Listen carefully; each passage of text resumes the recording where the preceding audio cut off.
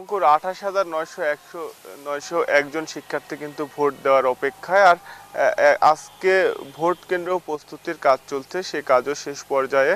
ক্যাম্পাসের নিরাপত্তা ব্যবস্থা জোরদার করা হয়েছে। রাজশাহী মেট্রোপলিটন পুলিশ রাকসু নির্বাচনকে কেন্দ্র করে বেশ কিছু বিধিনিষেধ আরোপ করেছে। ক্যাম্পাসে মিছিল, মিটিং, সমাবেশ, মাইকিং, আতশবাজি সবকিছু কিন্তু নিষিদ্ধ করেছে তারা। আর নির্বাচনের নিরাপত্তায় প্রায় ২,০০০ পুলিশ সদস্য মোতায়েন থাকবে।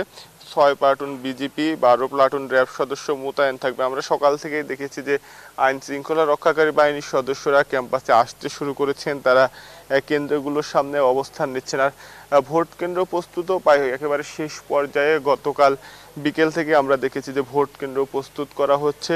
কোন হলের ভোটাররা কোন কেন্দ্রে ভোট দিতে পারবেন সেগুলো কিন্তু সেগুলো নির্দিষ্ট করে দেওয়া হয়েছে। সেই মোতাবেক ভোট কেন্দ্র প্রস্তুত করা হয়েছে। আর কেন্দ্রীয় ছাত্র সংসদ, সিনেট ও হল সংসদে প্রতিদ্বন্দ্বিতা করছেন প্রায় 10টি প্যানেল। প্রতিদ্বন্দ্বী প্রার্থীর সংখ্যা রয়েছে ৯০২ জন। এর মধ্যে কেন্দ্রীয় ছাত্র সংসদে ২৪৭ জন প্রার্থী প্রতিদ্বন্দ্বিতা করবেন এবং সিনেটে ৫৮ জন প্রার্থী এবং হল সংসদে ৫৯৭ জন প্রার্থী কিন্তু প্রতিদ্বন্দ্বিতা করবেন।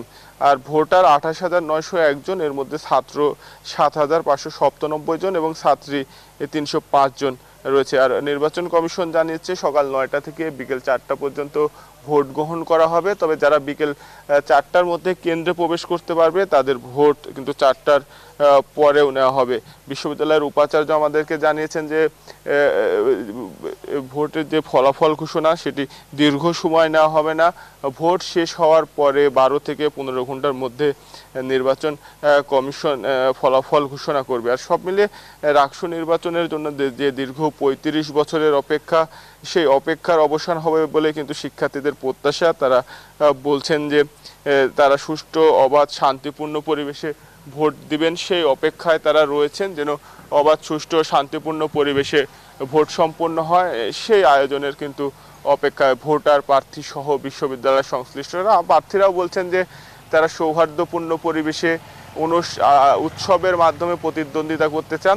যে প্রার্থী জয়লাভ করুক সবাই ঐক্যবদ্ধভাবে যেন কাজ করতে পারেন, সেই প্রত্যাশা সবাই করছেন। এই ছিল রাকসু নির্বাচনের সর্বশেষ খবর। অঙ্কুর। মর্তুজা, আপনাকে ধন্যবাদ।